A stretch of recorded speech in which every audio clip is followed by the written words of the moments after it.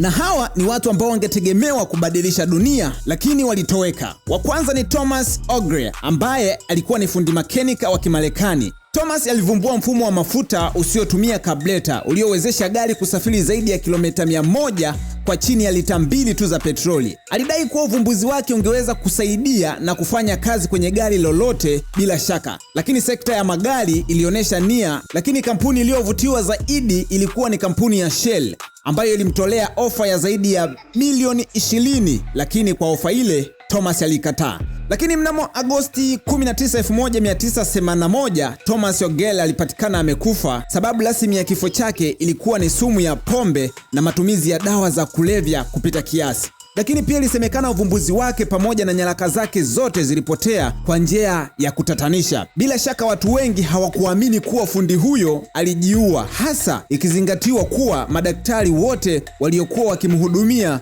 walithibitisha kuwa hakuwa na historia yoyote ya matumizi ya pombe na dawa za kulevya. Presenter Amos, chao.